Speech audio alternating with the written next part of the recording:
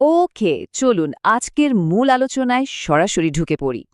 রাজনীতি থেকে social media সবখানে এখন একটাই হাইপ, আর সেটা হলো ঢাকা বিশ্ববিদ্যালয় কেন্দ্রীয় ছাত্র সংসদ বা ডাকসুর ভিপি এবং বাংলাদেশ ইসলামী ছাত্র শিবিরের কেন্দ্রীয় আন্তর্জাতিক সম্পাদক সাদিক কায়েমের বহুল প্রতীক্ষিত বিবাহ অনুষ্ঠান। একটা সামাজিক আয়োজন কিভাবে একই সাথে রাজনীতি, ক্যাম্পাস এবং কর্পোরেট জগতের এত বিশাল মনোযোগ টেনে নিতে পারে, এই বিয়েটা তার একটা দারুণ এক্সাম্পল। তো চলুন পুরো ব্যাপারটা একটু বিস্তারিত ব্রেকডাউন করে দেখি।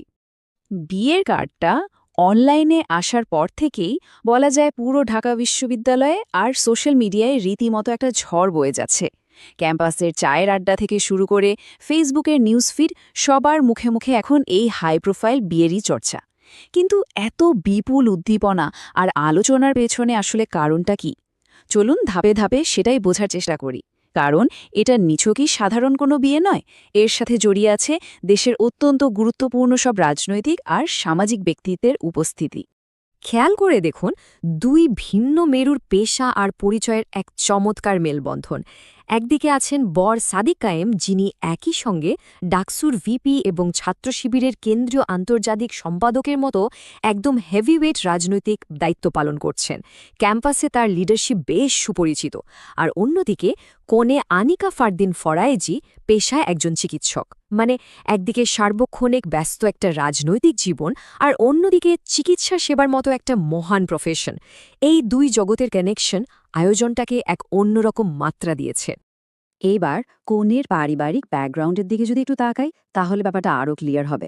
আনিকা ফারদিন ফরাইজের বাবা আয়ব আলী ফরাইজি দেশের অন্যতম বড় প্রতিষ্ঠান রিলায়েন্স গ্রুপের ভাইস চেয়ারম্যান এবং প্রবাসী বাংলা প্রপার্টিজ লিমিটেডের চেয়ারম্যান। ওনার মায়ের নাম রুকসানা পারভিন আসমা, আর ওনাদের পৈতৃক নিবাস হচ্ছে কুমিল্লার ১৪ গ্রামে। তার মানে বুঝতেই পারছেন, বরের অত্যন্ত শক্তিশালী রাজনৈতিক অবস্থানের সাথে কনের পরিবারের এই বিশাল কর্পোরেট আর ব্যবসায়িক পরিচিতি মিলে পুরো আয়োজনটাকে অনেক বড় একটা ক্যানভাসে দাঁড় করিয়েছে। আচ্ছা, এবার বরং সরাসরি আজকের এই মেগা ইভেন্টের ভেন্যু আর শিডিউলটার দিকে একটু চোখ বোলানো যাক। আজকের দিনের পুরো প্ল্যানটা কিন্তু একদম ছক কষে সাজানো। প্রথম পর্ব শুরু হবে ঠিক বিকেল ৫টায় ঢাকা বিশ্ববিদ্যালয়ের কেন্দ্রীয় মসজিদে, যেখানে আকদ অনুষ্ঠিত হবে। বরের ক্যাম্পাস লাইফের সাথে এই ভেন্যুটার একটা দারুণ ইমোশনাল কানেকশন আছে, রাইট? এরপর সন্ধ্যা ৭টায় শুরু হবে মূল বিয়ের অনুষ্ঠান, আর সেটার জন্য বেছে নেওয়া হয়েছে শাহবাগের শহীদ আবু সাইদ আন্তর্জাতিক কনভেনশন সেন্টার। মানে অসংখ্য অতিথির সুবিধার কথা মাথায় রেখে পুরো লজিস্টিক্সটা বেশ নিখুঁতভাবে প্ল্যান করা হয়েছে। আর এই লিস্টটা দেখলে আপনারা খুব সহজেই বুঝতে পারবেন কেন এই বিয়ে দেশের শীর্ষস্থানীয় রাজনৈতিক ব্যক্তিদের এক ছাদের নিচে নিয়ে আসার এক অনন্য উপলক্ষ্য তৈরি করেছে। সাদিক কায়েম নিজে গিয়ে এই বিশিষ্ট অতিথিদের দাওয়াত দিয়েছেন। আমন্ত্রিতদের এই লিস্টে আছেন ত্রয়োদশ জাতীয় সংসদের বিরোধী দলীয় নেতা ও জামায়াতে ইসলামের আমির ডাক্তার শফিকুর রহমান, ত্রয়োদশ সংসদের স্পিকার মেজর অবসরপ্রাপ্ত হাফিজউদ্দিন আহমেদ এবং সাবেক অন্তর্বর্তী সরকারের প্রধান উপদেষ্টা মোহাম্মদ ইউনুস। রাজনৈতিক মতাদর্শের ঊর্ধ্বে গিয়ে এই যে একটা বৈচিত্র্যময় আর হাই প্রোফাইল গেস্ট লিস্ট তৈরি করা হলো, এটা আসলেই আমাদের দেশের রাজনৈতিক শিষ্টাচারের একটা চমৎকার দৃষ্টান্ত। সাবেক প্রধান উপদেষ্টা ড মোহাম্মদ ইউনুসকে ইনভাইট করা পেছনের স্টোরিটা কিন্তু বেশ কৌতূহলোদ্দীপক।